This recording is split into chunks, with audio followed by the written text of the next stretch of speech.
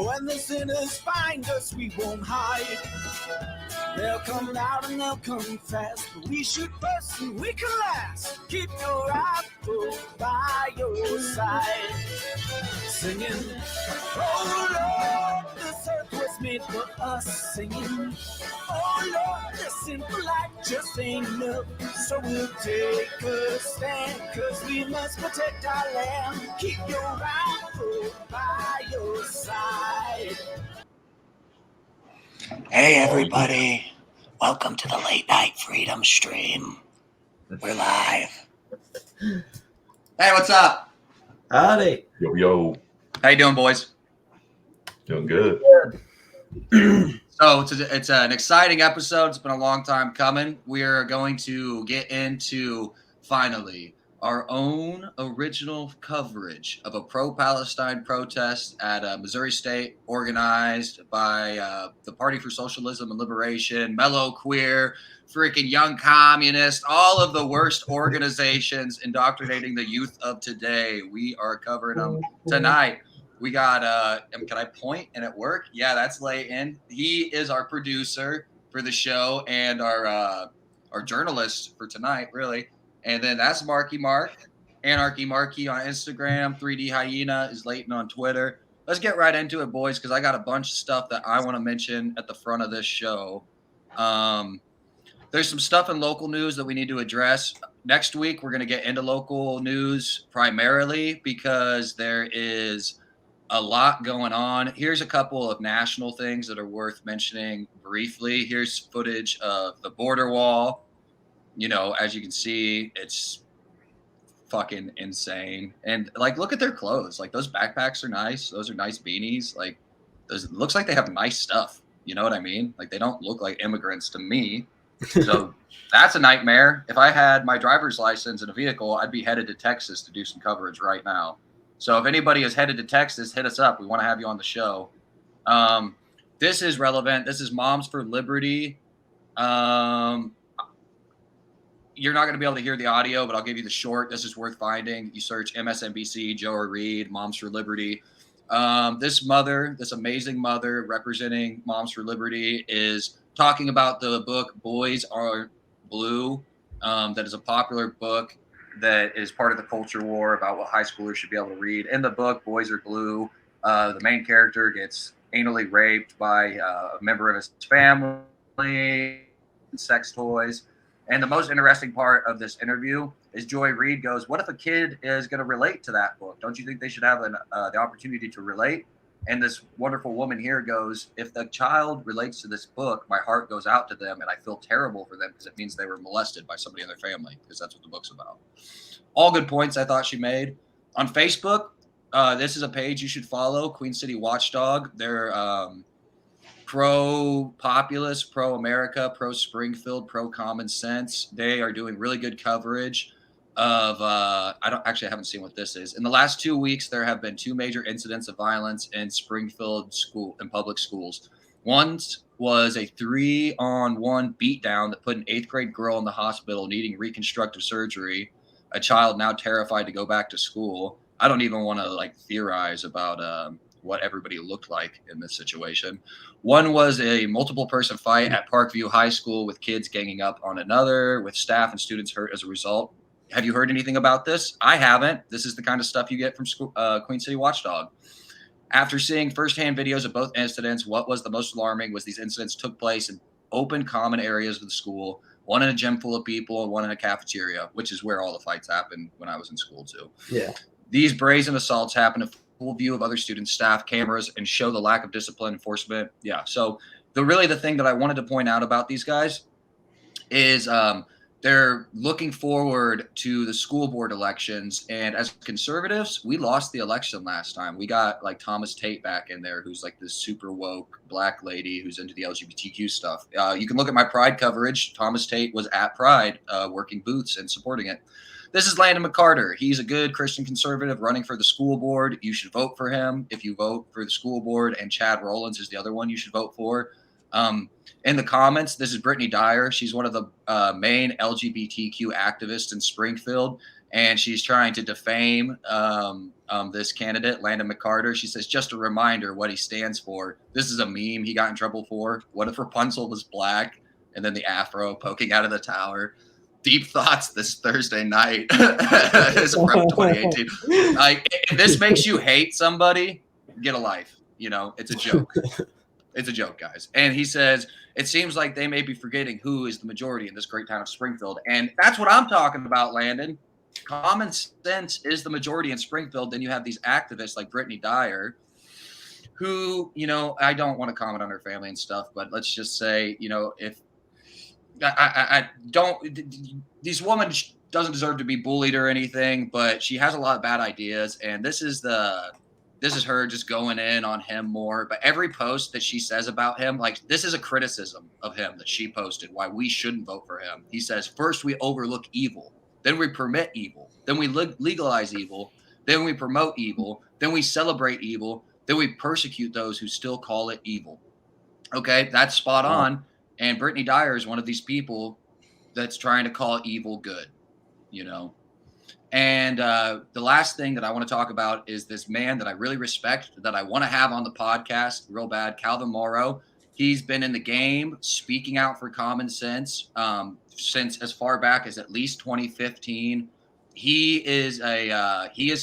Last year he supported those two candidates I mentioned earlier for Springfield School Board. He speaks at school board meetings and stuff. I'm going to try to get him on the show and interview him and talk about some of his stuff. But if you want to know about what candidates to vote for, if you're conservative and a Christian, you want to see common sense stuff happen, Calvin's a good guy to follow to kind of stay in the local political loop and stay informed, as well as not Brittany Dyer. If you want to know what leftist activities are happening, she's a good one. But Queen City Watchdog really will keep you informed about local stuff that's happening, as well as us. So, whoa. Did we oh yeah, I hear about them. We lose Grayson? Where'd you go, Grayson? Oh boy. All right. Yeah. And so we decided last episode, because my computer is basically a potato, that we're gonna dub 3D Hyena. Layton is gonna be our producer. So we're gonna try to show you some footage off of his computer and stuff tonight, and kind of see how that goes. So you got your footage queued up for the pro-Palestine protest? Yep, it's all ready. All right, let's go ahead and pull that up. And if you guys want to kind of, I mean, we've said a lot about it already, but there's always more to say. I still haven't seen some of it, so. There you go. That's how we watch it. Alrighty. So I'm here for the protests, the Palestinian protests. As you can see, the turnout has been amazing today. So we just checked. Turn it down a little bit. On the Party for Socialism and Liberation Facebook page. That's good. And the protest has been moved back by an hour to accommodate for Friday Muslim prayer.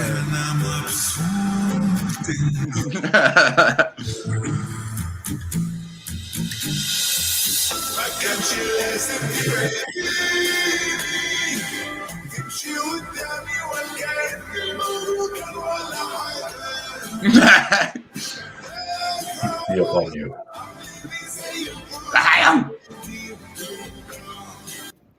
So we're back. We try to film. I'm offended. Protests now. I think that they're over there. Surely the Muslims would be finished praying after about an hour. Hopefully there's a good turnout. If they really care about Palestine as much as me and Mark care about Palestine, then surely they'll be out there. Surely.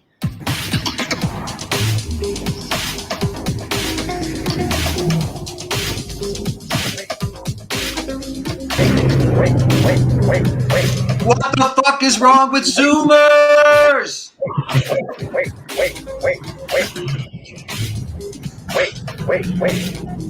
Robots tell me when to move.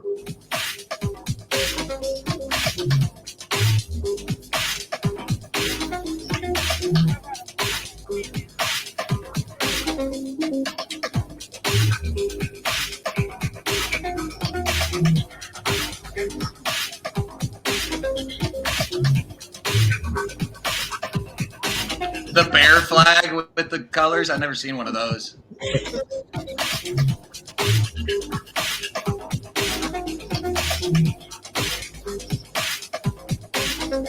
Pause real quick, Layton.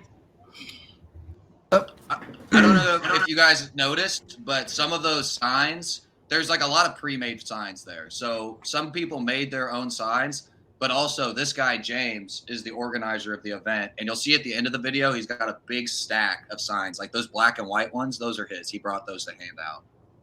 Yeah. They were pretty nicely done. You can see that it's cardboard on paper. So, I'm just saying, you know, if you want your revolution to get somewhere, you got to upgrade the paper here, you know. Got to be, you know, professionally pay for someone to get you like a professional done sign, like a, you know, a decent looking sign. Well, I kind of thought they were. I think you're right, though. Yeah, those are the ones. As you can see right here, too, this is just a straw stuck in between two pieces of paper. At least invert it so you're not blacking out the page with printer ink, but, you know. Yeah. Oh, my gosh, that's so expensive. It's definitely fucked up the black ink on the printer, though. Definitely.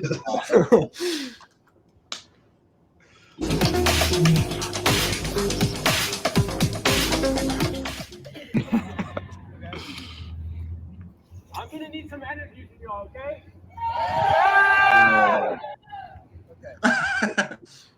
Right now, because This is interesting. for this protest is the United States is probably responsible for the genocide in Gaza right now of Palestinians. The reason why we have sent as a country over $14 billion to aid Israel in the murder of, let's see, 31,497 as of January 13th.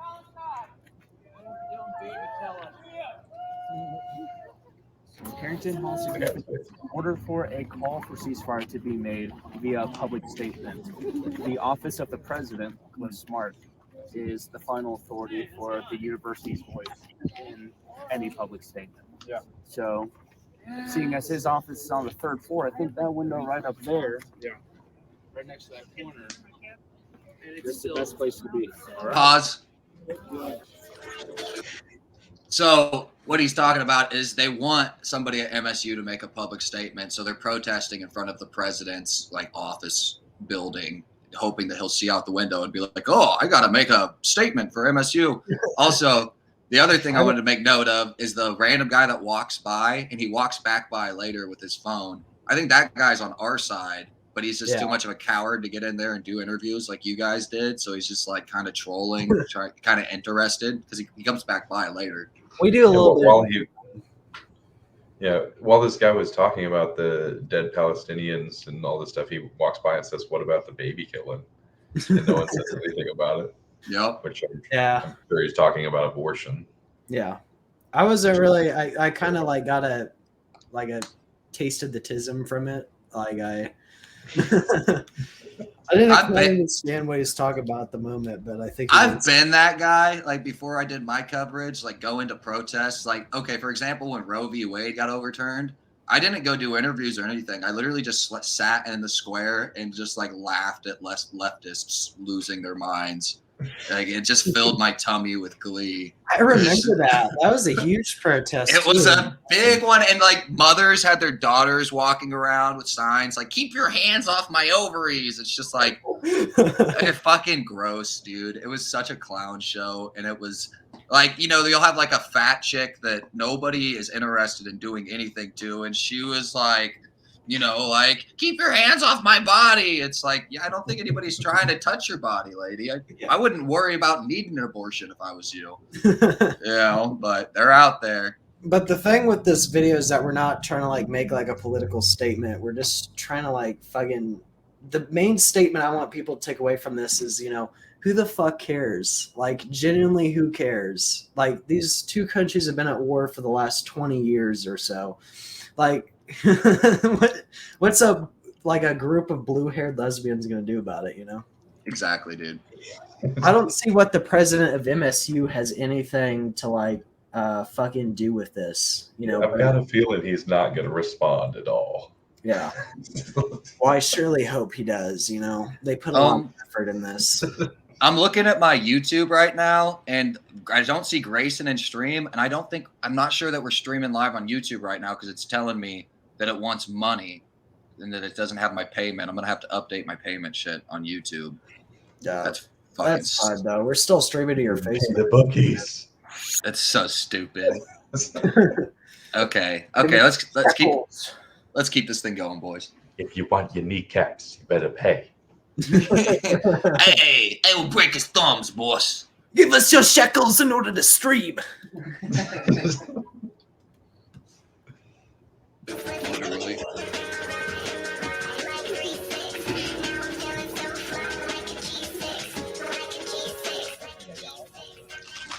Yeah, it's cold out here, but hey, at least my Coke will be cold.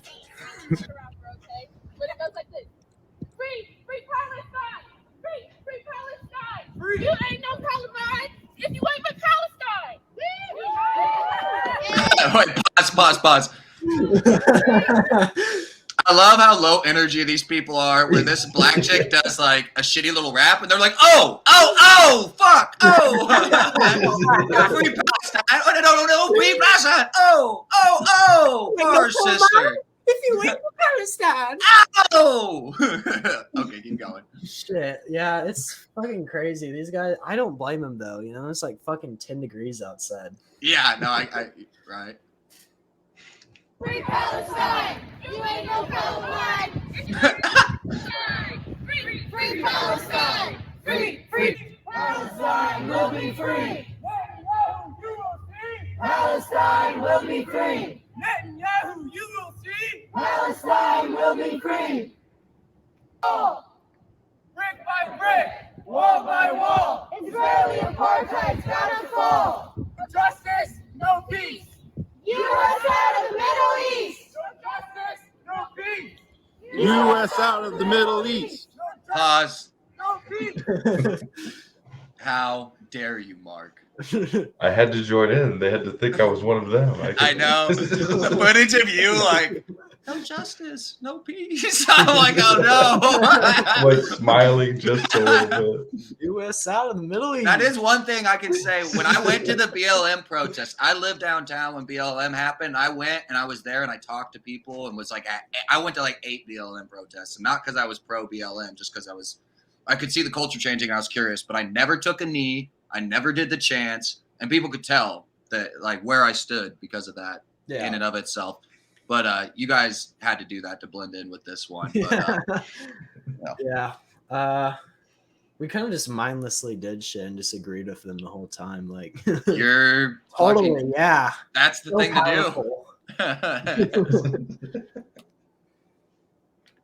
U.S. out of the Middle East.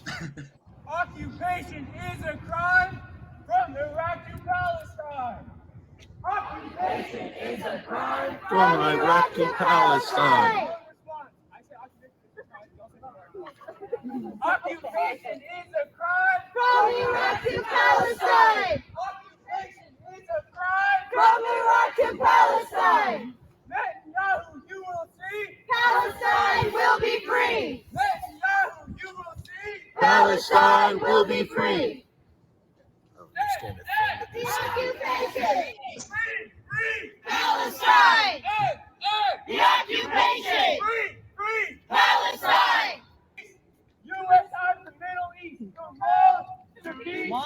U.S. out of the Middle East! The road to peace.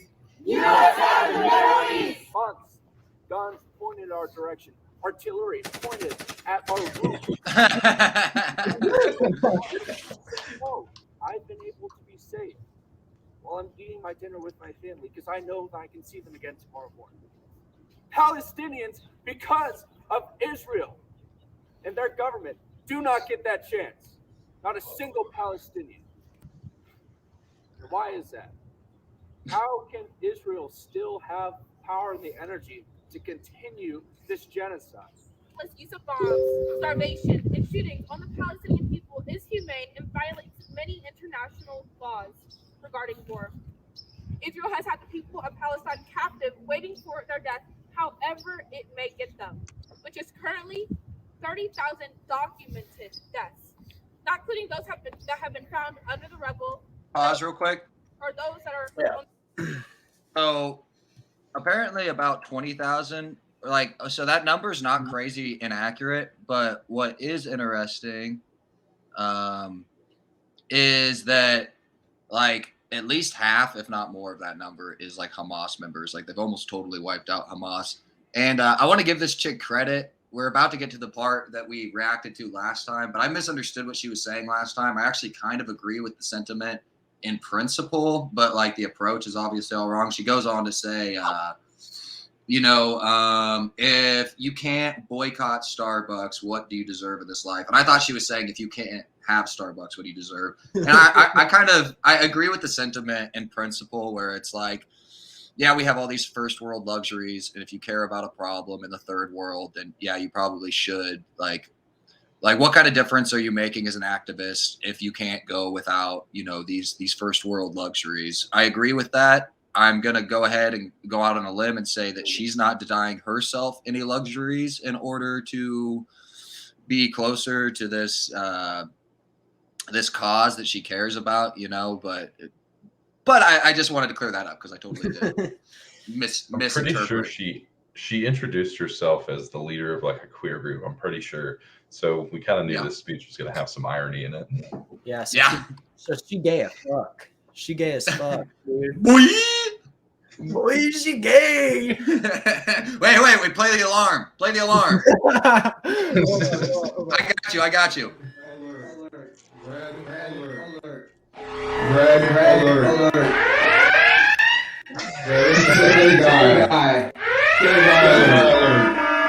Kill guy. All right, that's enough of that.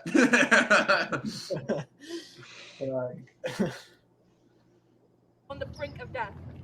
Entire family lines have been erased in only 100 days. So if that's not genocide, then what is? Do any of you guys follow the account Eye on Palestine? Yes. Yeah. Do you see the things that are on there? Yeah. Have you seen the beheaded children? Have you seen the children with no limbs? Have you seen the children crushed under rubble? Yes. Calling for their mothers? You could think that is a normalcy in this world now? It's absolutely horrible. And the fact that so many people on this campus will continue to walk every day like their lives are normal is horrendous. They can't boycott Starbucks. They can't boycott McDonald's. They can't even stop their Disney Plus subscriptions. But people are dying. And it may seem like such a small thing, but if you can't give us Starbucks, then what do you deserve in this life? Yeah. We have Potter's House across the street. I work at a place. Come to Trailer Park Coffee on Chestnut Expressway. I will make you the best coffee of your life. On my phone, completely dead. And I had to scroll past to a TikToker doing Renegade right after that. It's crazy. It's a crazy world that we live in. Renegade. Two people dying. Yeah. It's cold outside. It's definitely got to be very passionate about something if you're willing to be out here and Oh, this one's so good. fight for something like that. This chick's so racist, it's crazy. Bye, Glenn. I'm being interviewed by a white man. Yeah. So, do you have a job? Do you what's your occupation? I'm a student here. I'm a third student, and then me and my partner, we have our own business. Yeah. Partner. I bet it's very profitable. What kind of hobbies do you got? You got any kind of stuff you do? Pause. I just want to address the interview style. Like you're like this is how all the interviews go, where it's just like, what's your favorite DVD from back in the day? So, do you come here often, or it gets even better when it gets to the dudes, because you gain your confidence and you're just doing your bits and they're like, can I say something? But with this one, you're like, The interview questions are just so funny to me. Yeah, I really wish that she didn't wear like a fucking mask, you know, because like all the audio with this was just fucking horrible. Because she's like, my hobby probably speaking. I'm from white people smell bad. All right, keep going. Most of my stuff is pretty trauma-based, dealing with everything that's going on in the world right now. Yeah, I paint, I write, I like talking about the things that a lot of people avoid talking about because they're uncomfortable. Yeah. Pause. Yeah, it's definitely So I kind of I couldn't hear her. The audio's a lot better this time. So she didn't mention her friends and family like I thought before, but she's like just like the stereotype of the most like an activist, like a leftist activist. It's like the kind of person that you couldn't hang out with for more than 20 minutes without like making a fake phone call or like blowing your head off or, you know, just like I'm an artist. I paint, I write. I like to talk about difficult. Hey, what's sad actually is she's me. Like I like to talk about stuff that people don't talk about. Yeah, I paint, I write. She's like, got that hot topic swag. So if you think I'm a douche, you have to think she's a douche too. That's my main point. I make really emotional art pieces, guys. Same I'm a very lady. down to earth person. I talk about the stuff that other people won't talk about. If you didn't notice, I like made sure to like stare at her for like one whole minute. You look like you're on fentanyl, bro. You need to rewind this a little bit though, because what she's saying is fucking nuts right now. Yeah. Talking about the things that a lot of people Stuck in your code. because they're uncomfortable. Yeah. Yeah, it's definitely some really good topics, and I'll definitely stick to them. Yeah, so why are you out here today? You know, what's up with the whole Palestine stuff? You know, I will never support, innocent people getting murdered. Just, I mean, people in general. I don't support people getting murdered. Yeah. But especially innocents that the only thing that they did was be born into a body that is not white, and they didn't do anything wrong, and more people should be talking about it and give a shit about it. Yeah. Definitely. There's an intense contrast between whenever things were blowing up in Ukraine, and now. A lot of people were like, stand with Ukraine, like that's not a bad thing, but also like where is that energy now? Now that it's brown people that don't look like just a fellow white person, now there's not the same energy, and that's pretty fucking disgusting, honestly. Yeah. Good news. Pause. Yeah, that's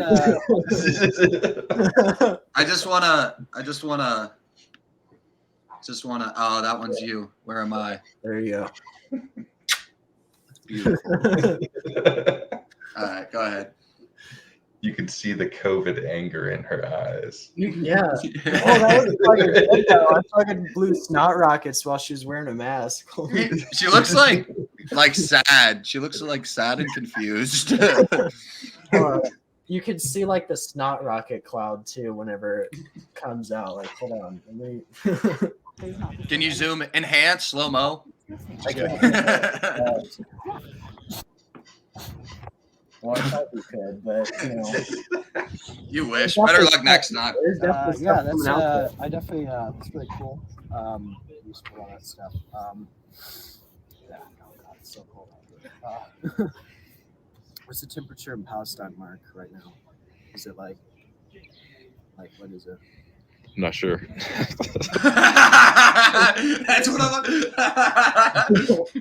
That's one of my favorite bits of the whole thing. Palestine. No resources, no clothing. Yeah.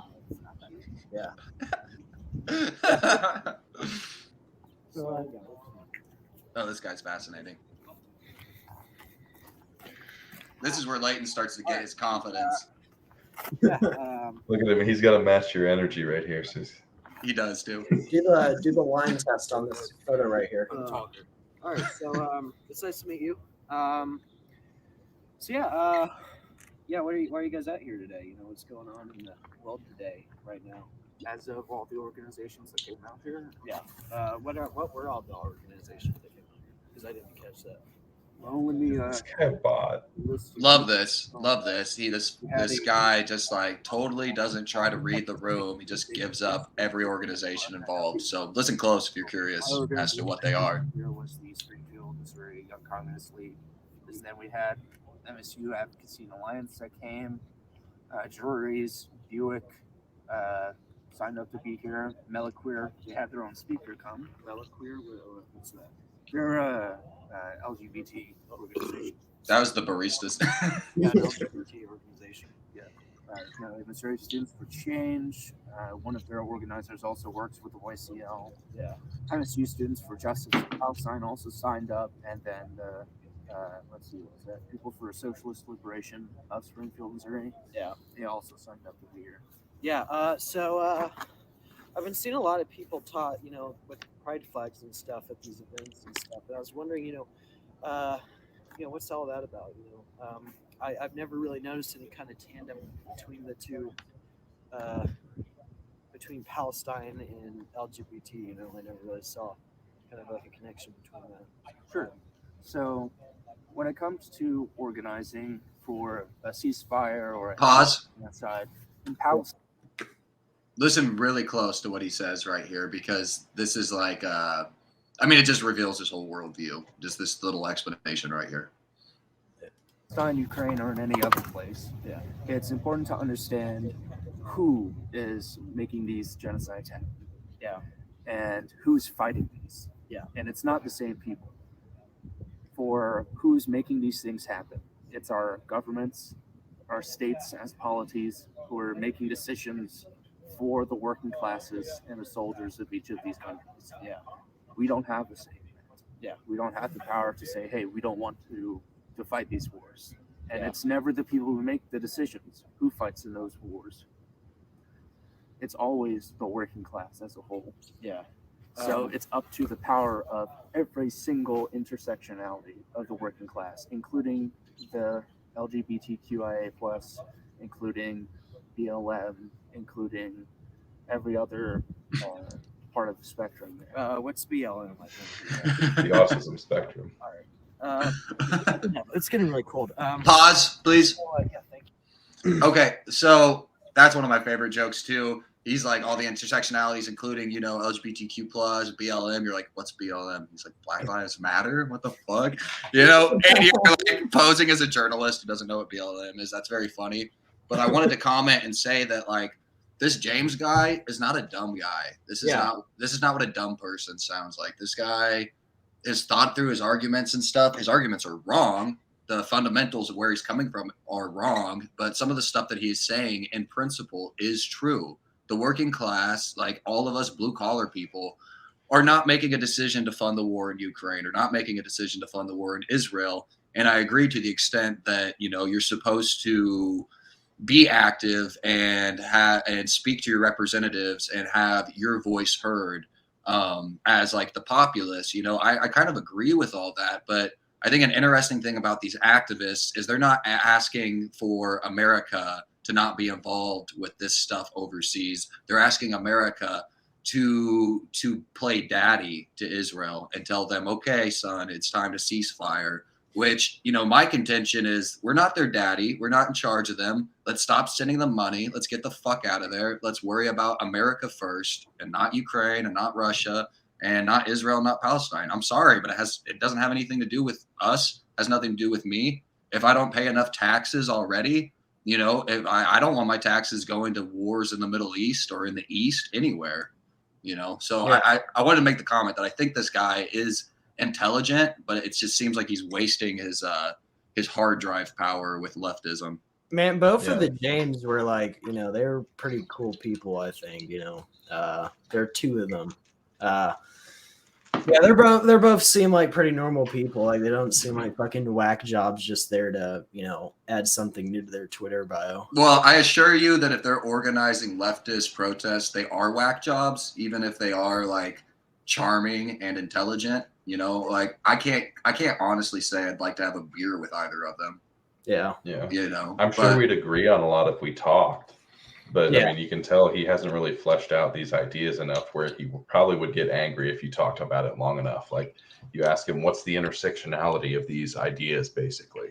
That's the root of your question. And he just says, well, it all intersects, so we need everybody. It's just like it's a circle. It's like it makes sense, but it only makes sense in clown world where you have a very limited view. Mm-hmm. Oh, and it's if you're trying to organize the populace to get political action done in the government, I guess the leftists actually do have a system that works for them pretty well because they dominate most of the institutions. But to me, I wouldn't mind hearing like a conservative kind of speak like this in a sense but like instead of being like all of these intersectionalities and the LGBTQ, I'd like to hear him talking about, everybody who works hard and works 46. That we kind of got to band together and like because there is some of the rhetoric of like coming together. I'm an individualist, but it's like it does take collectives to get things done. That's why institutions have power, is because they've Mark, you have any comments about what I'm saying? I mean, it's just there has to be common ground. But the common ground has to be legitimate. It's like there really isn't common ground between these ideas, even if you go along like among gays, like male gays usually don't get along with female gays. And then there's bis, which means you're cool with everything. So those are different people and they're not going to agree. And then once you get into the T's, that's when it's just like you're going to have some problems. Like none of these things all, really intersect with each other. That's a good point. Yeah. The group Gays Against Groomers is like a really good group that some people need to check out. Yeah, I agree. They're awesome. Everybody should follow Gays Against Groomers. They have a Missouri chapter as well that I want to get connected with. Hell yeah. We got to get them on stream. That would be sick, right? Yeah. Thank you. So actually, regarding the whole LGBTQ thing in Palestine, I've seen like a lot of people like on the conservative side of this be all like, oh well, if you went to Palestine, you'd be murdered, if you're gay. And the thing about that is that that's not at all true. I try not to be biased with this stuff on the media, but I have a gay friend who's a refugee from Palestine, and they Palestinians unanimously agree there that gay and trans people are good people in society. On the websites and I think it's on Index. And actually, Israel is actually one of the most homophobic states. Stuff like that, where it's these mega religious countries that are incredibly homophobic. But countries like Palestine and Saudi Arabia are actually like incredibly LGBTQ friendly. And speaking of which, that's so good. My gay friends in Palestine, they're doing really good actually. They're in America, so. Pause. I like. To me, it's just so funny because it's like. He has to pretend to care because you're talking about your homie from Palestine. Is he good? Is he safe? They're like, yeah. Wait. Did you respond to it in the video already? Because you can tell that he that catches you off guard. You have to kind of come up with something real quick. Yeah, the whole thing. I just was making shit up on the spot. Oh, you did such a good job. Palestine. They doing okay right now? They're doing really good actually. They're in America, so that's. Their family, they're still in Palestine. I'm pretty sure. Yeah, they're safe. They're in they're not, in any kind of section that's being bombed right now, so they should be fine. But I actually have a photo here It's pretty. I think this is like a landmark photo. Let's go, boys. In this situation, especially regarding the LGBTQ stance on Palestine.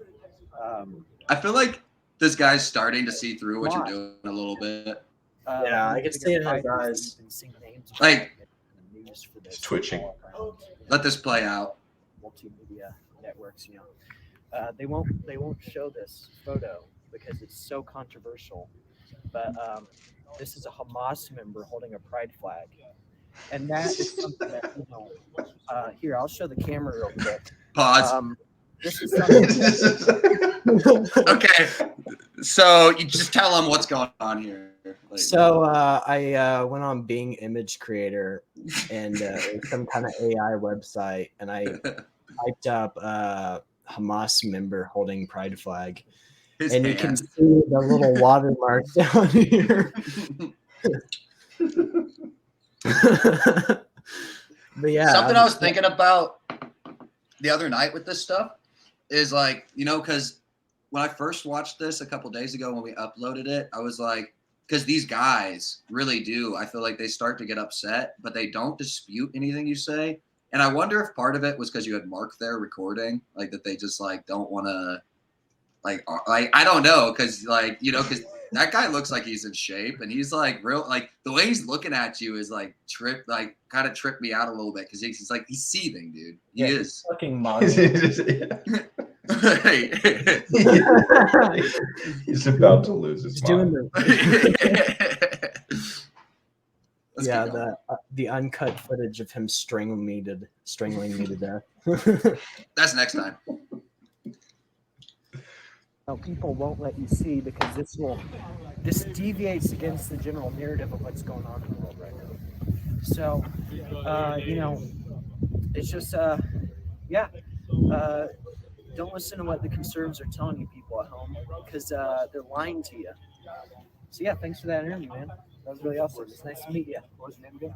It's a selfie, so then we can, And what news organization did you say you were with? We're not with any news organization. We're an independent media journalist. We're just we have our own YouTube channels. Okay. We don't have them set up yet though. So do you have any videos you've made?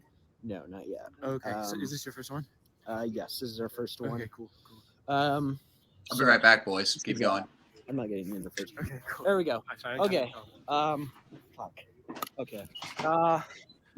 Yeah, just a little bit like that. So what we were talking about earlier over there with is his name James too? So with James number 2, we were talking about the LGBTQ stance on or Palestine stance on LGBTQ. Are you aware that Israel's equal deck score is 7, while Palestine's is 61? The higher the score, the better you are at being accepting of people in the LGBT community. Okay. Hey Mark. Yeah, can you hold this? Okay. Pause. Yeah, I'm just gonna cut. You see what I was talking about? He's got all those signs he made. Yeah. Sorry. He's been ordering something from Amazon Prime. If you really care about Palestine, then you would stop using Amazon. I'm just saying, like. Yeah, no shit. Like he's got like his Chinese made scarf. Yeah. Dude, this with, shit. with Uyghur labor, like there's like Uyghur Muslims producing this scarf that he ordered from China, and he's like protesting Muslims being oppressed. Fuck. The little tiny cheap Vietnamese made Palestine flag. Yeah. Bought off of wish.com. Yeah. Fucking China. So yeah, Israel has like a 7 on the Equal Dex score. If you don't know what Equal Dex is, it is a website that tells people, how supportive they are of the gay community. It's a mix of different stuff. Israel has a 7, while Palestine has a 61. So anytime conservatives tell you that Palestine is homophobic and you would die there, they're wrong. They're just, coping and seething, to say it like unprofessionally. Yeah, so what You brings like you out that? here today? You know, it's really cold out. I'm just saying, you know, I just want to say that this whole organization has been really, it's really inspiring because, you know, I feel like given the temperatures and given how stuff is right now, you know, if Israel hasn't given up today, they surely will after this. I know it. This is very powerful. The way he's looking, he's like. You know, is there anything else? You know, Any questions you'd like to ask me? nothing really specific off my mind. But let's say, for example, that the whole world is watching you right now, which is not. I can either confirm that. But, you just say into the camera what you would say to the whole world right now if you had the chance. Sure. No pressure. There's only like 10 million people watching you right now. Between 10 and how many million? There's no people watching you right now. Okay, Just okay. imagine that there's like, 36 billion people watching you. Whoa, that's like how many times the Earth's population? Okay. That's like 3. Okay, cool. It's like 4. So we really just plan this in support of the Palestinian people and solidarity with them, and to make sure that our voices are heard by our representatives, and just with the understanding that anti-colonial and anti-imperial struggles are still very important. Awesome. Very powerful. Pause. So yeah, thank you. Did he say anti-global? Anti-colonial.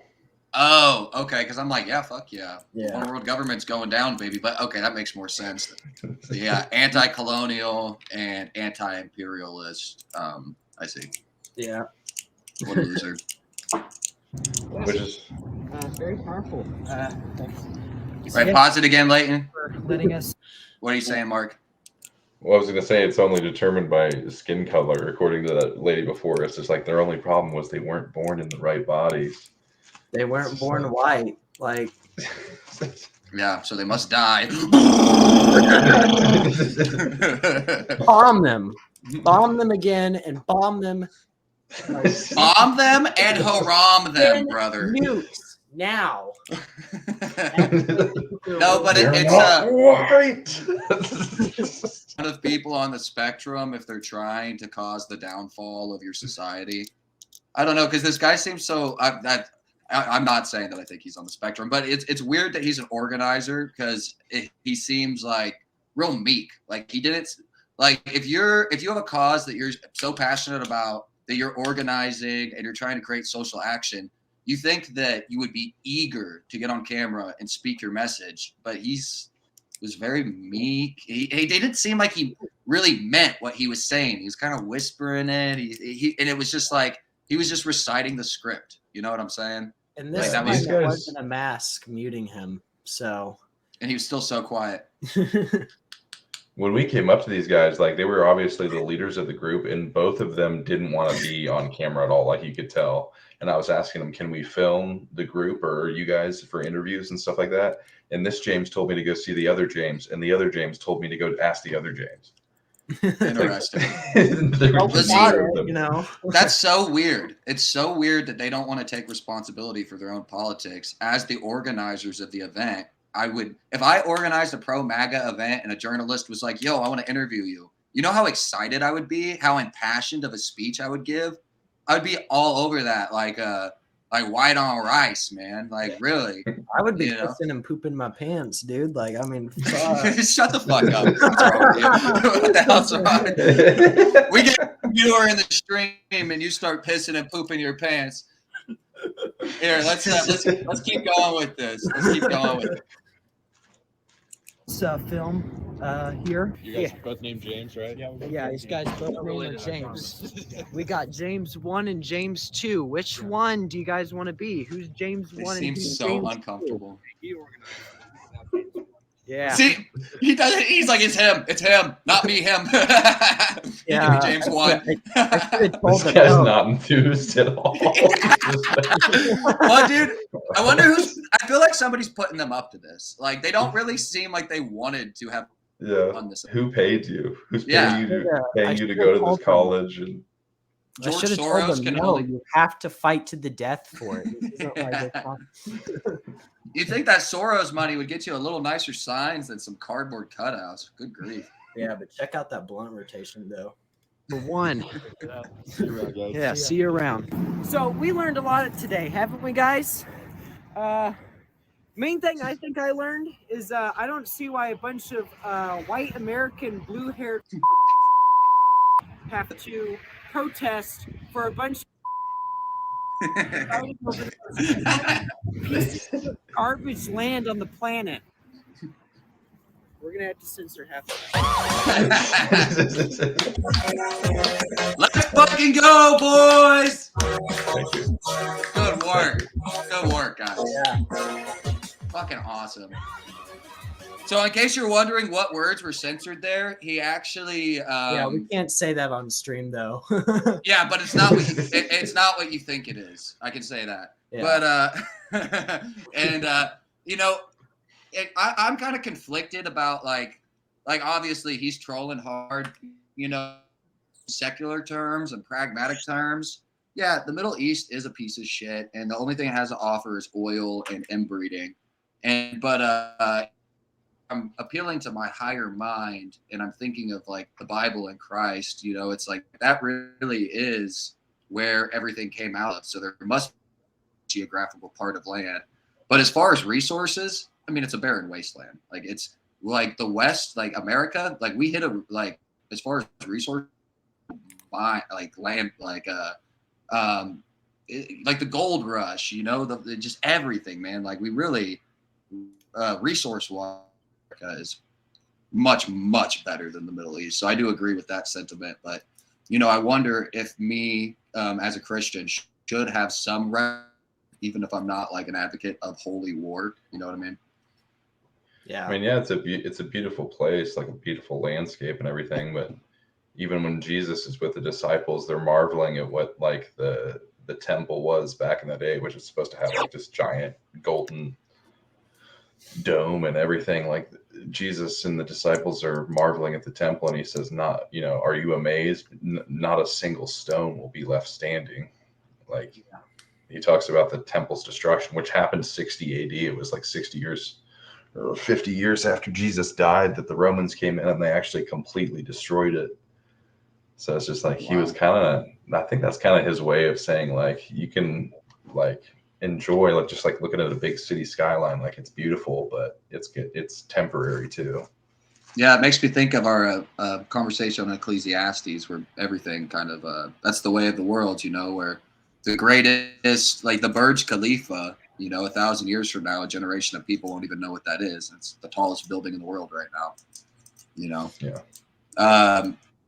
Everybody needs to go to 3D The Hyena's YouTube channel. That's our producer, Layton. Go give that video a like, share it in forums, on Reddit. Put it places people will hate to see it and get upset. Put it everywhere. Just please go and share this video. He put so much work into this, and I'm so proud of the product that you guys got. And violent repulsive content. Hey, I'll add my mine to that playlist too. So please, Grayson, everybody, anybody and everybody, please share it around, like it, share it with your friends who are interested. Not surprised by the Parkview thing, honestly. We got Grayson back in the stream. I thought the YouTube went down. Apparently it's not. Yo, we got Jesse corresponding with our boy. Don't worry, if you guys start having a secret conversation, I won't share it. But if you start having a sensual conversation, I might share it. Yeah, blast it to all you watching right now. For the whole internet to see your conversation. Yes. Hey. Oh. Uh-oh. Uh-oh. You know what we're going to have to do, boys? You know what this means? Hey, did you pause it? Here, I'm going to play it.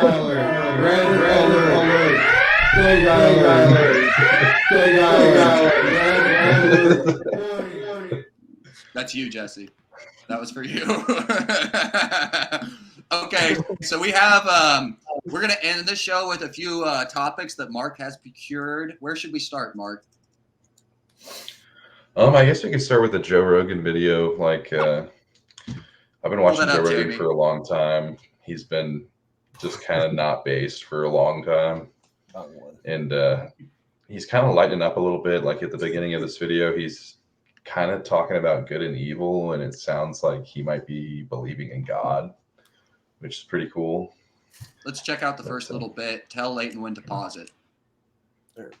This is what I think, man. Okay. I think evil's real.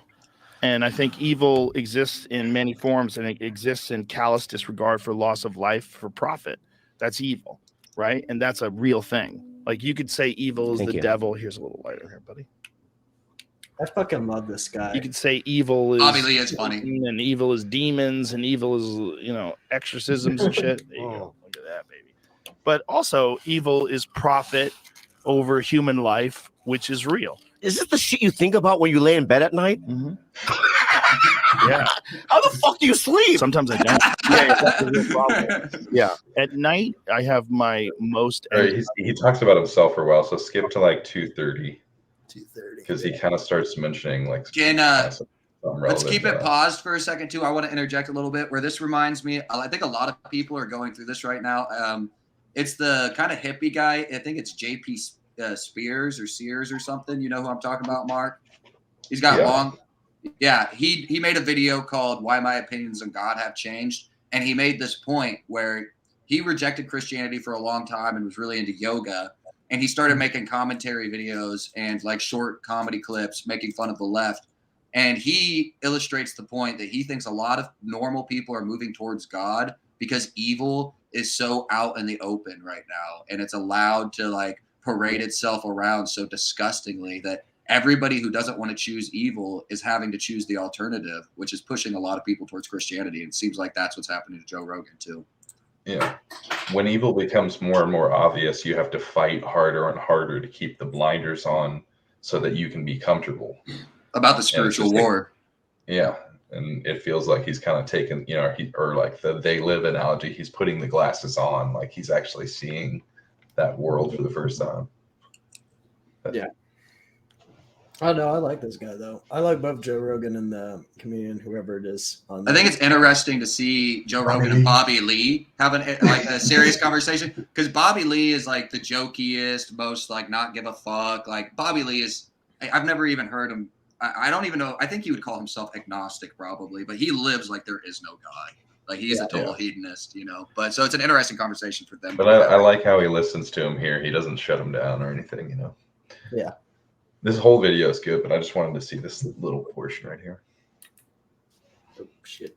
That they can just shoot missiles into buildings, and they tell people to get out, but then they bomb the areas where they're going to. I mean, the whole thing's nuts, man. It's nuts, and it's so dangerous.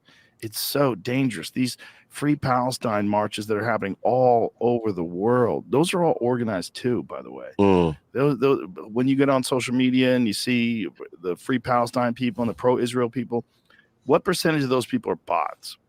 Right. It's not zero. It's not zero. There's a lot of what's getting stirred up, a lot of the hateful things that are being said, a lot of the crazy things that are being said.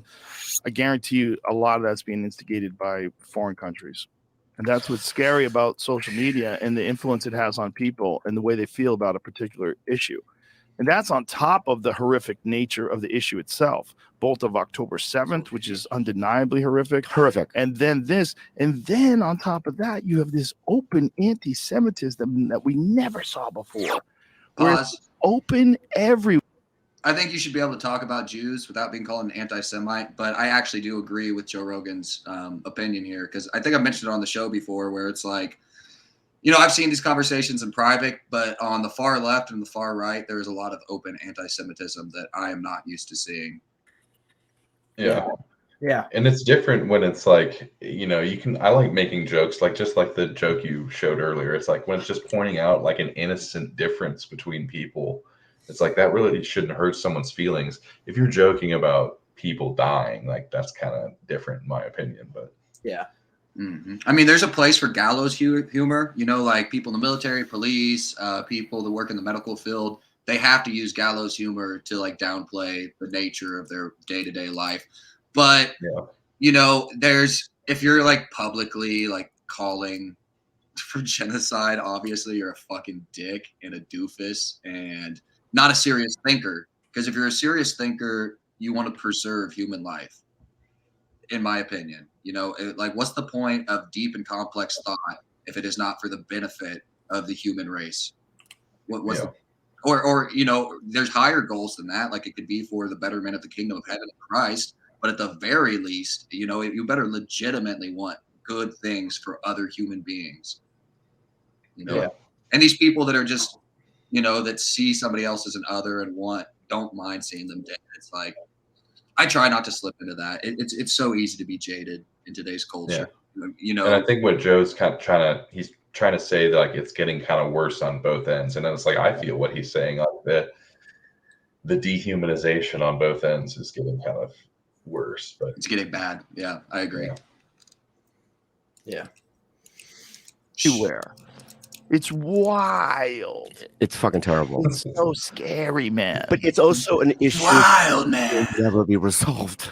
But it's not just that it'll never be resolved. Like, I never thought it was going to be an issue where the presidents of like major universities were standing in front of Congress and they were justifying people saying death to the Jews, that it wasn't harassment unless it was actionable. I tell you, that's insane. Yeah. Like what? And then when the Congresswoman was trying to get them to expand on that, do you mean actual genocide? Then it's harassment when they commit actual genocide.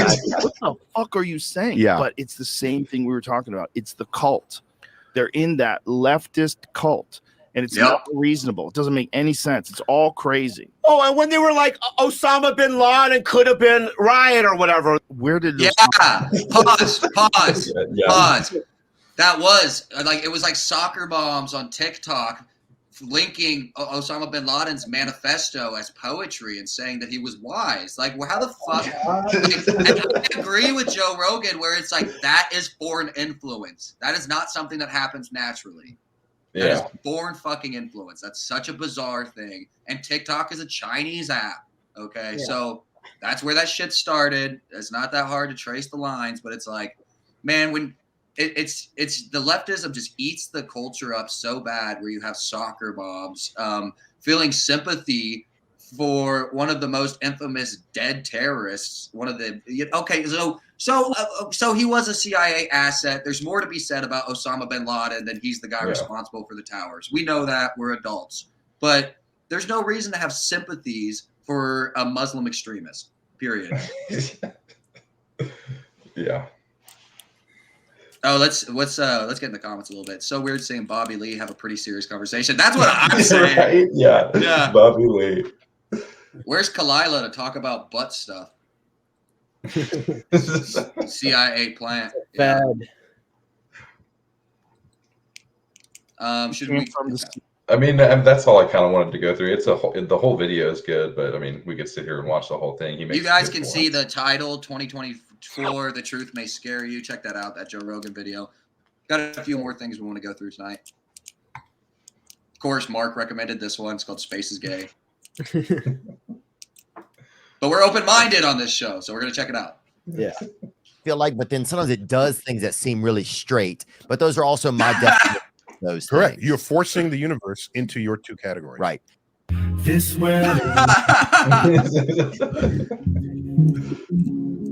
It does some stuff that seems pretty straight. I love Theo Vaughn.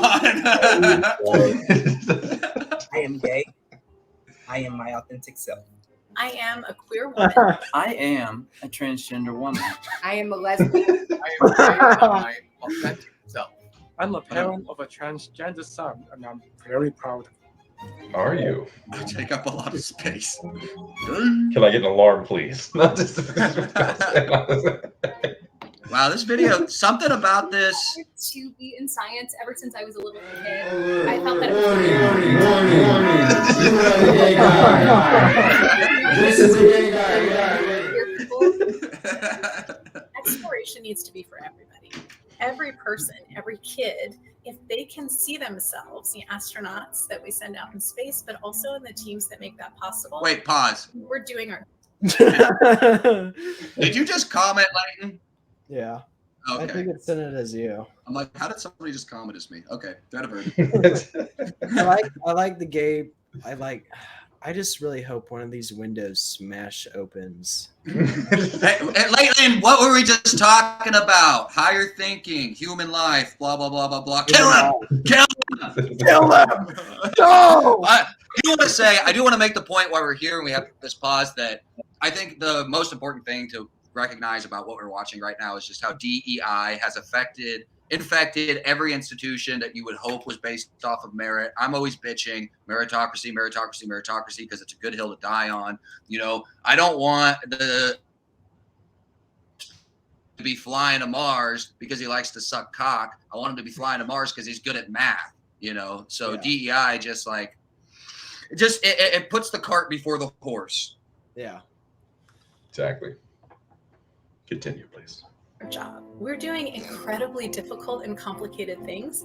We want people that look at things from a different perspective, that can bring us, you know, new ways of solving problems. And diverse and inclusive teams do that. No, they don't. Someone is in the that's another lie. people The diversity is what's helping make everything so wonderful. It's like they've done studies on this. When a group of people's not homogenous, and it doesn't always have to do with race, but it's just like when people don't have a common identity, they don't get along, things don't work. It's like the more diverse a place is, the actual worse it is most of the time.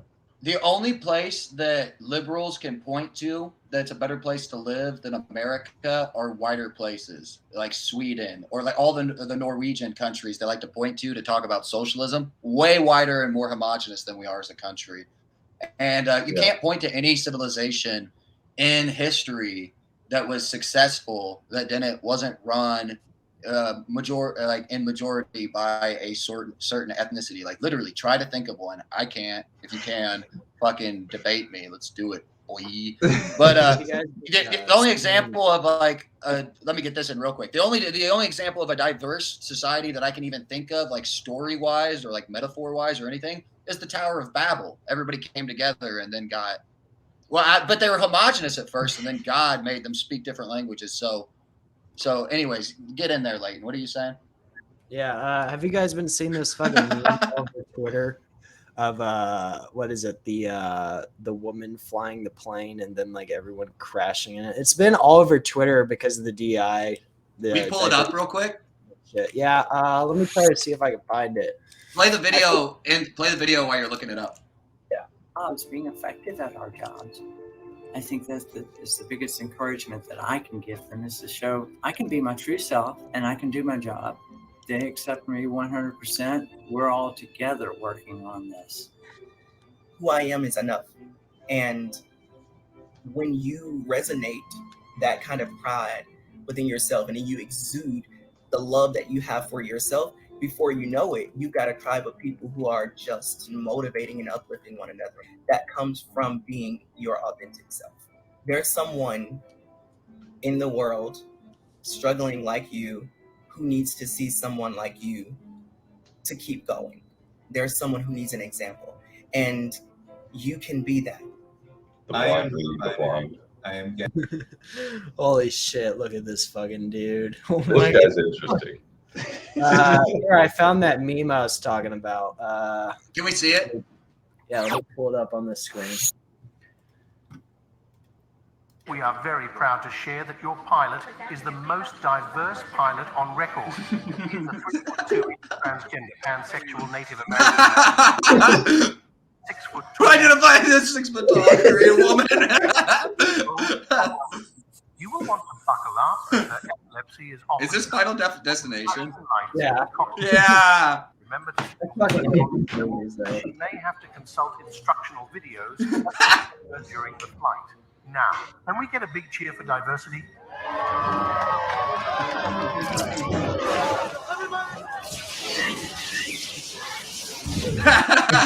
Diversity. Coming soon to United Airlines. Yeah, I hate the fucking Final Destination. I want to say something about that, though. 2 things. Anytime I drive behind a car that's got logs in it, I think I'm going to die because of Final Destination. Also, the thing with the airline pilots, I was watching Matt Walsh's program, and he opened his Twitter up to talk to pilots. So he's been covering Gavin McInnes, Anthony Cumia, Matt Walsh have been some of the main guys criticizing the airports. Like, especially Gavin McInnes and Anthony Cumia don't get enough credit for it because they've been bitching about that on their network for years, and now it's becoming mainstream. But Matt Walsh was getting direct messages from old school pilots that are like Gen X and boomers. And the scoop that he got, he was saying what these companies are doing that are hiring all these DEI people, they're pairing up one of these diversity hires with one of the old heads who's competent. So basically these old heads are being made to babysit. So the theory is now that, you know, we're headed for some kind of calamity, and it's probably going to happen once the babysitters are out of the classroom. We got diversity hire X and diversity hire Zer over here flying the plane and nobody really knowing what's going on. Yeah. That's when it hits idiocracy level and the doctor's going, this one goes in your mouth. Oh, wait. No, that one goes in your butt. Yeah. Or when he's in jail and he's like, hey, I'm supposed to be in that line. I'm getting out today. And he's like, you're in the wrong line, dumbass. Get over there. Butt fuckers instead of Whataburger. I love that movie. I fucking love that movie. Let's keep playing this. I'm going to take a pee break. I'll be right back. Okay. I use they, them. There was one instance where I was participating in a candidate lunch, and they actually also used they, them pronouns. And it just felt really nice to see someone else in the room using those pronouns, and I made sure to introduce myself with my pronouns so that they could know you're not the only one here. There's someone here who understands you and really just wants the best for you. It requires some bravery, but take the leap. Just be honest, be yourself. And if you are yourself and they accept you, then you've found what you need. I've learned how to be confident in myself, and I've also sort of established myself here. People know me. I get to work with smart and capable people, and our job is to explore outer space and to uncover the mysteries of the solar system. Okay. Pause it for just a second. Okay. First of all, I think it's crazy that the whole thing is them talking about, like, you've just got to be your authentic self. Be your authentic self. And then it's a man pretending he's a woman. It's like if they were really being their authentic self, they would kind of want to identify with the body that they were born in, but they want to pretend to be the opposite. Exactly, dude. Yeah. I like how they got the people with the most AIDS to do this video. Yeah, like I'm pretty sure that guy earlier, like probably on the spectrum, just from the way he talks a little bit, like I am a they them. Yeah, well, dude, and here's the thing that people don't talk about. Yeah, I'm just gonna say it, and Layton, you can tell me what you think because you're a gay man, and maybe I'm totally informed here, but from what I understand, you know, I'm kind of the opinion nowadays that like, so they've done research that says it's kind of a birth defect. Like there's like a certain thing that can happen when you're in utero where you don't get like the proper amount of like male hormones. So that's what makes these men more effeminate and like kind of have like this shit going on. So on some level, you know, if you're going out of your way to hire gay people, you're going out of your way to hire people with a birth defect. Yeah. Sorry. Well, I don't think it's like that. You know, it could be. Like I haven't researched too much on it, but I think it's a mix of environmental factors and stuff too. You know, I definitely think that your environment you grew up in definitely probably adds to that maybe. I don't think there's a gay gene, you know, if there we haven't found it. Then If there is one. Yeah. And you see, this is an interesting debate that I've kind of gone back and forth with because I'm a big Gavin McInnes fan. And Gavin McInnes says, sorry, if you think being gay is a choice, you're gay.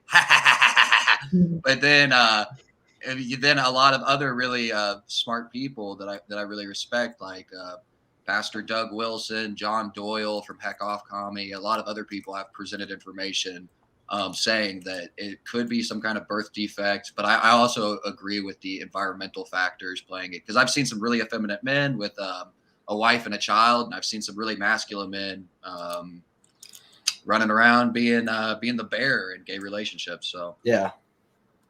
It's environmental. What does Jesse say? That's not the only way to be gay. It's Environmental, psychological, and fetishes. I mean, yeah, people never talk about the fetishes aspect of it. It's like the Wachowski brothers who made the Matrix movies, who turned it into the Wachowski sisters.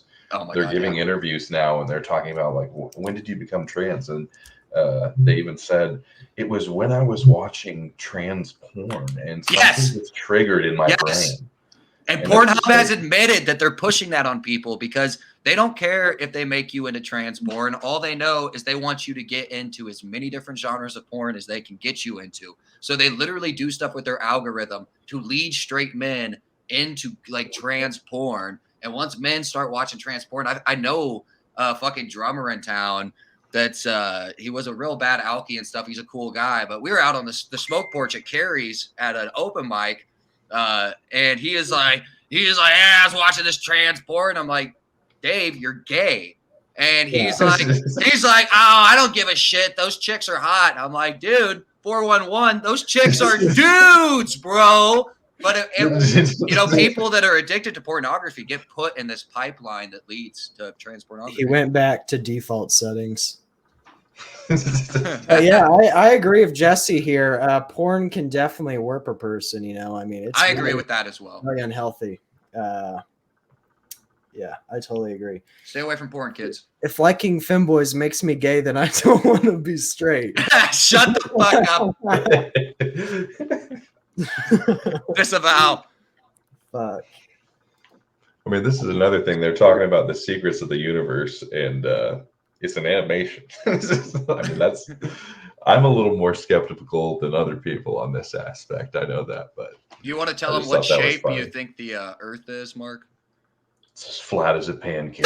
Oh! What the fuck, dude? Yeah. Debate me. We'll do that sometime, but you got to let me research a lot because debating flat earthers is fucking annoying. Dude. Hard. It ain't it, dude. I think Earth is like a kind of in that like a pear shape, Here, I'll pull up a picture of what the Earth looks like. You can keep playing this video, but I want to each day. I feel hopeful for the future because of the education that's out there and employee resource groups that NASA has established. I am my true self, in love with my wife, and if we can be ourselves, our mission here at NASA becomes more effective. We're all different, and we should all accept each other for our differences, because that's what makes us special. It's really important that we can show that visibility is safe, and that you can absolutely be a part of the team and loved and valued for who you are. It's never too late to be yourself. It's never too late to find your happiness. Pause real quick. No matter what your identity is. Okay, I want to school you guys real quick on the shape of the Earth, just like while we're talking about it. Oh, damn it. I clicked on the wrong button. So anyways, a lot of people think it's flat. A lot of people think it's round. But the truth of the matter is it's actually Tyrannosaurus Rex shaped, which a lot of people don't. This is actually a real photograph. Most pictures you see are 3D images. That's a real photo of the Earth. So anyways, we can get back to the video now. I mean, that's kind of all I wanted to show from that one. Yeah. The rest of it's like an AI generated clip. So yeah, I'm trying to. We saw something else in Springfield. I went to Steak and Shake to have a yummy burger and fries today, and I saw this at the bridge there. I think that's been there for a while. Stop Cop City. This is the walk over South Campbell. So this is right next to. It's not a Brahms. It's the Steak and Shake on South Campbell. Yeah. Yeah. Yeah. Fire. Yeah, it's those are put in by red Solo cups, just squeezed in there. And I want to make the point again while we're looking at this image that these people aren't asking for us to not be involved. They're asking for us to shut it down, to use our ultimate authority to say, Israel, stop defending yourself. Go on, Layton. Yeah, but yeah, and I went up here to check it out, and the locks. It's like a tradition in Springfield to put a lock when you're a couple, to like signify that you're going to stay together or something like that. Some of the locks said like poo poo doo doo feces, shit, diarrhea, mustache, It's pretty funny. I think I should have gotten red Solo cups and just wrote out like poo poo doo doo shit feces on the. But yeah, that was a little interesting. I wasn't expecting to see that whenever I went up there. What does the spray paint say? Stop Cop City? Stop Cop City.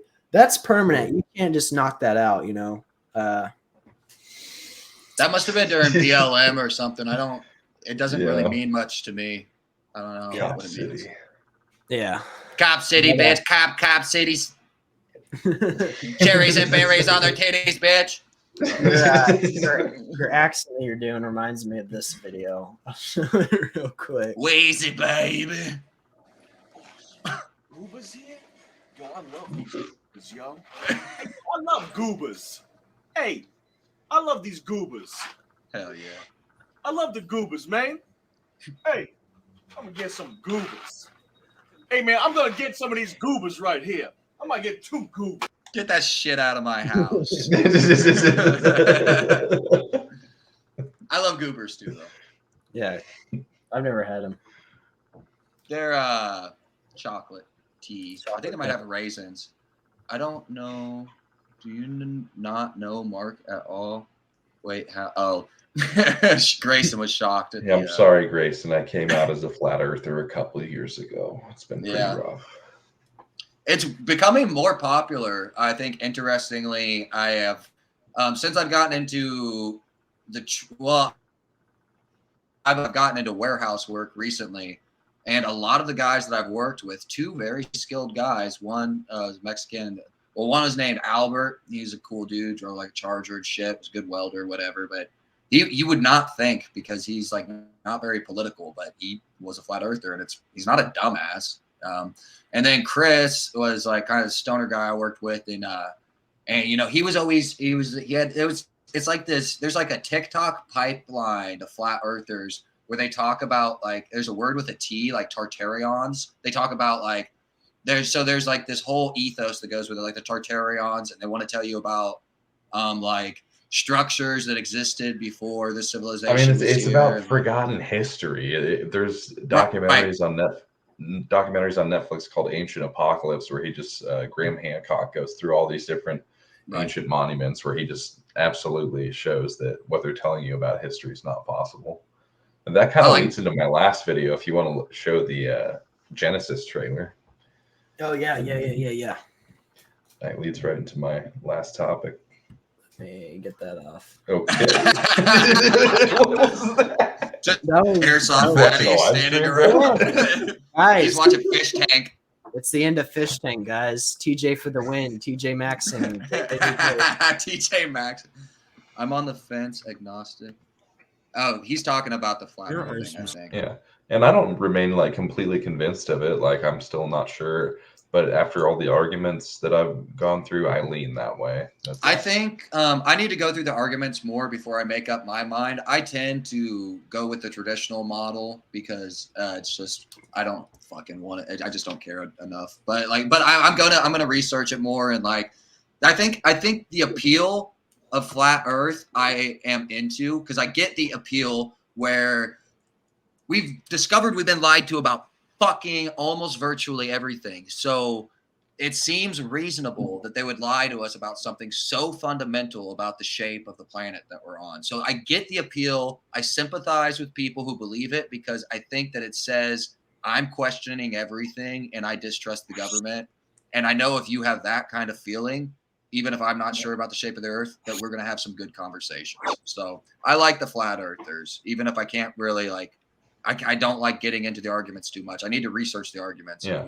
Even if flat Earth turns out not to be true, it's still a healthy skepticism in science, because science is run on skepticism. It's like modern people have this idea that science is like a set of unquestionable truths, when science is a methodology for testing a hypothesis. It's like it never gives you absolute truth. Exactly. To believe that, you have a set of fundamental religious ideas that data, it must be incorruptible, because that's the only way science can tell you absolute truth is that data can't lie. when it's like you can manipulate data, you can come up with a fake science experiment, and you can manipulate those results to where your truth, you're telling your truth, which is a lie.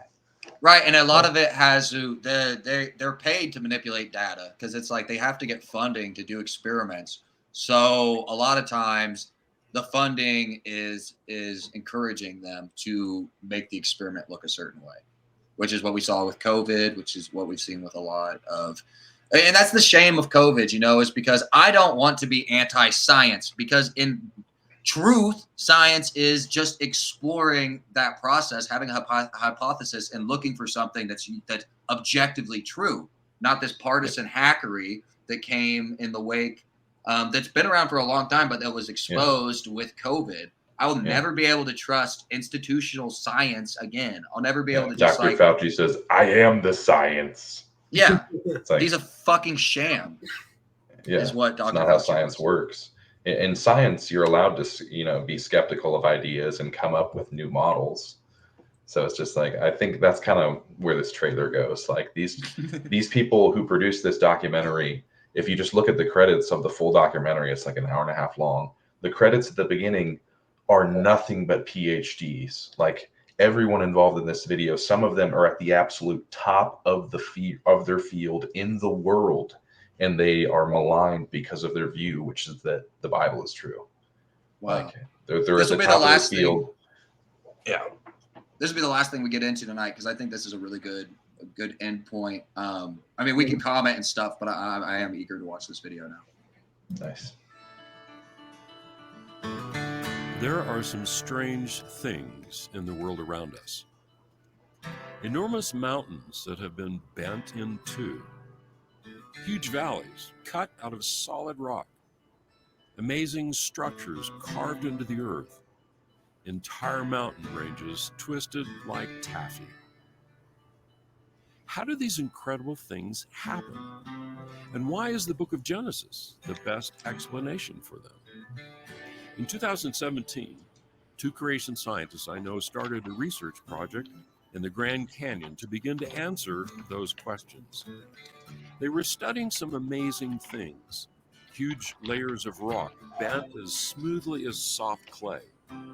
They invited me to follow them on their journey. It took me from the laboratory to the mountains, and from fossil quarries to the biggest canyon on Earth. I saw things I had never seen before, and was presented with evidence that transformed my understanding of how God reshaped the earth after the flood. I'm Del Tackett. I'm excited to be your guide as we explore the rise of mountains after the flood. This Genesis history, mountains after the flood. Fascinating. Yeah. So the documentary itself, I haven't even finished it, and it was super interesting. It reminded me of this portion of scripture here in Genesis, where it's talking about the flood in Genesis 6. Mark, we got to address this real quick. Look at Grayson's comment. In which ways, genuinely curious, I haven't heard anything about Christianity leading to new advancements in science, or is it people who are religious that made said advancements? Oh, well, I guess the latter, kind of, but what's the difference between the two? I mean, there's been huge advances in science from people taking scripture seriously, like the guy who found bacterial flagellum, which is like the motor that powers cells and gives them the power to drive through the body, basically. The guy who sequenced the genome. Yeah. He assumed when he was looking for the bacterial flagellum that it was probably built like a machine engine, just from the way he was seeing the cells move. And he's like, if we create engines and they move things like this, then the creator probably had this design too. And when he looked into the actual way that it worked just like a flywheel and an engine. And there's other examples too, like the founder of oceanography. The Bible talks about pathways through the seas.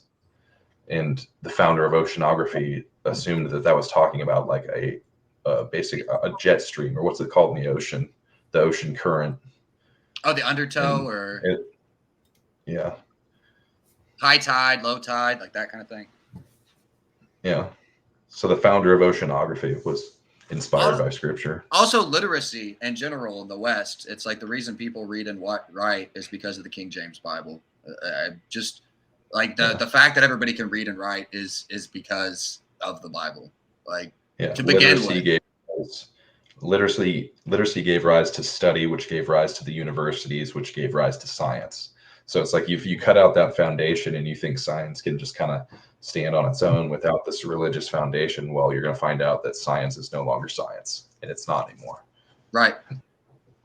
Yeah. And Grayson says, I just asked because to me, when Christianity is said to make the advancements, in my mind, I imagine basically a group of Christians whose sole goal of making scientific advancements. And I see why that would be confusing. Really what it is scientists, just, some of the most important science we have has come from people with deep Christian convictions. It's not like a church group was like, science is stupid, we'll show them how it's done, and then like cured cancer or something. It's men that happen to be in these fields who the mere fact that they're studying and looking towards the Bible as objective truth is what has helped them come up with these things that other people couldn't come up with without the Bible. Yeah. It's people giving people a false dichotomy that it's science or religion. I'm not trying to put you on the chopping block, but you're killing me with your semantic games here. Not people who, well, you can't say Christians invented stuff if they just happen to be Christians. It's like, no, dude. Yeah. Like if you happen to be a Christian and you invent something, then it's a Christian invention. It's like if you, you know what I mean? It's like the black guy who did the peanut butter. That's a black invention. He didn't create peanut butter because of the mere fact that he's a black guy, but it is attributed to him. You know what I mean? So I love you, dude. I'm not trying to jump your bones, but I think it really is important to realize how much Christianity has given us everything that is worth having in the West, including science and human rights. And, maybe we can do a segment on that sometime. Or Mark, you want to pick up for me a little bit here? I'm running out of thoughts in my head. I mean, I'm kind of ready to close it out. I was just going to talk about in Genesis 6, it talks about the fountains of the great deep broken up and the windows of heaven opened. It's like talking about these geological events. And in science, if you look at the way they measure geological events, it's like they take the eruption rate of volcanoes right now, and they're like, well, if this volcano is erupting at this rate, and that's how it naturally flows, well, it must take millions upon millions of years to form this whole continent. And when they look at the volcanoes that formed America, like 90% of America is formed from Mount St. Helens and Yellowstone volcano. And if you think about that, like those two volcanoes up at the top left of America formed 90% of the whole land mass we have. Those are huge events happening. Like, and when they look at the rock layers, they're so thin, and some of them are all across the entire continent, that it's like they know it happened in like a matter of weeks or days. And it's just, it's crazy to think that the way they're measuring all this and they're coming up with the millions of years is like they're extrapolating. They're basically doing the opposite of science. It's like observational science isn't meant to work like that. They're kind of like ignoring the past and ignoring the possibility that things in the past could have been different. They do the same thing with carbon dating atoms. They say the decay rate of these atoms is this right now, so we know that this whalebone is 200 million years old, when it's like the decay rate is not there's no way to tell if it's a constant thing. So it's just interesting to me, like the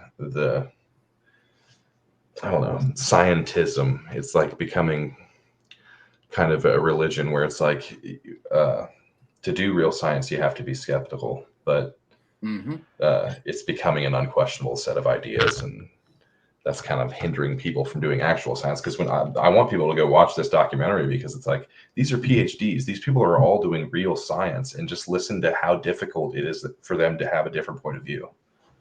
They probably get ostracized, and that's not the way science should be. It should welcome in every opinion, as long as you can like look at the sources and stuff. Also, Grayson, To your point about the fault line in Missouri, it looks like we do have one. It's called the New Madrid Fault. Extends approximately 120 miles southward from the area of Charleston, Missouri, and Cario. It looks like it's in St. Charles, Missouri. So I just saw that question. I don't know what relevance that has, but there is a fault line in Missouri. Yeah.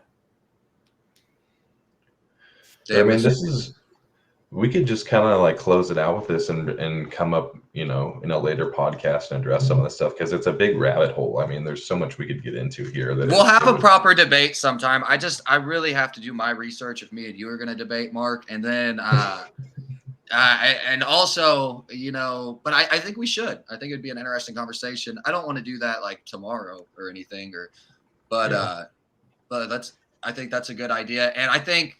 More so, even before we debate, I would like to have a proper debate at some point, but we can always get into these topics. And if you want to pull up more resources and details and just like share whatever, that's what you're here for. Yeah. So. It's been good. Good stream. Yeah. Thank you guys for hanging out. I'm glad we actually got y'all in here. Please, boys, please listen to my voice here, boys. We need your support. We need it bad. We need you to go like Layton's video and leave a comment. And if you don't, you're homosexual. Play the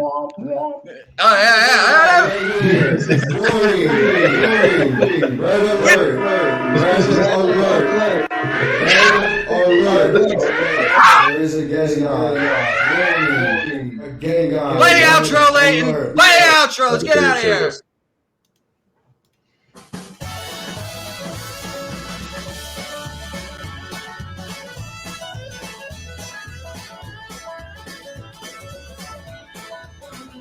They'll look high and they'll look low. They'll look everywhere we go.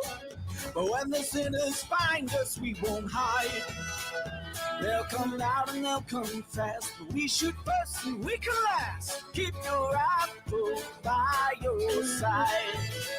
Singing, oh Lord, was made for us. Singing, oh Lord, the simple life just ain't enough. So we'll take a stand, 'cause we must protect our land. Keep your rifle by